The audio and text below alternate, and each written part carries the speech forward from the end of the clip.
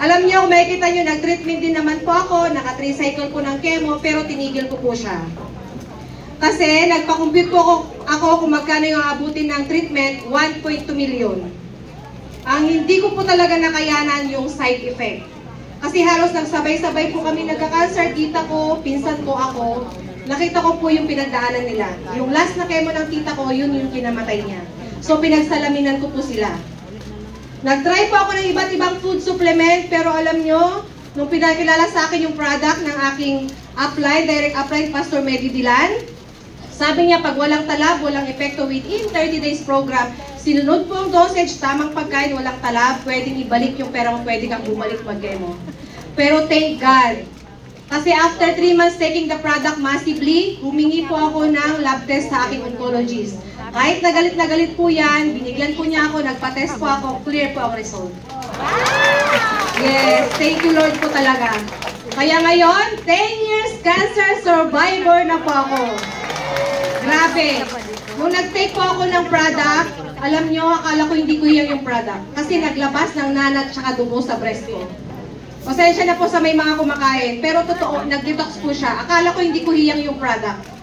Pero nilalabas lang po talaga niya. Kasi pag hindi niya nilabas, mamumuo na namang bukol, yun na naman ang ibabiopsy. Kaya, nag-1 bottle a day po ako, nag-8 ng capsule ng Nutria 3 times a day. Yes, wala pong overdose. May napainom din po ako na na-biopsy dahil diabetic, hindi niya pinatanggal yung breast niya, malaki na. Ngayon, magti 3 years na siya. Lumiit na yung breast niya. Alam niyo kung ilan yung dosage niya? Isang bottle ng Nutria every day. 20 sa umaga, tanghali, gabi. Yes. Kaya dapat maging convicted tayo sa product. Huwag nating kontrahin kasi meron din po yung talaga na may tawag doon na pag kinukontra mo din yung ininom mo, wala kang tiwala, wala din. Number 1, yung faith po sa ating Panginoon na dinala po niya tayo dito na itong produktong ito ang makaka-address sa ating mga health problems. Yes. At alam niyo po ba, yan, nagka-cancer pala ako kasi na-stress ako sa asawa ko. 6 years kaming hiwalay, pero nung bumalik na yung tsura ko, bumalik na yung alindog ko, bumalik na din siya.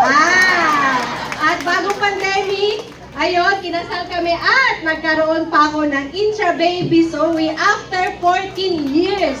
Imagine, hindi na dapat ako mabubuntis kasi nga yung hormones ko patay na, bla bla bla, sabi ng doktor ko.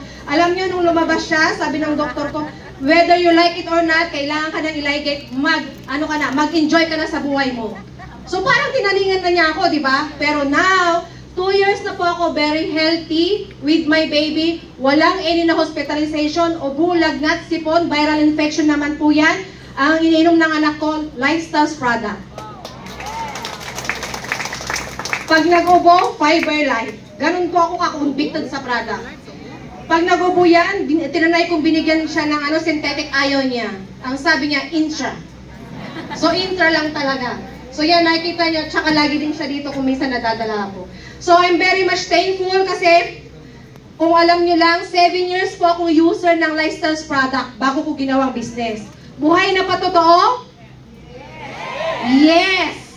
Biruin mo yung 7 years na naging user ako at dumating yung time na pandemic, walang kita kahit piso yung business ko, doon ko po inaral yung Lifestyles business. Alam nyo, 2020, in-embrace ko yung Lifestyles mission, 1 month doing the Lifestyles business, executive director.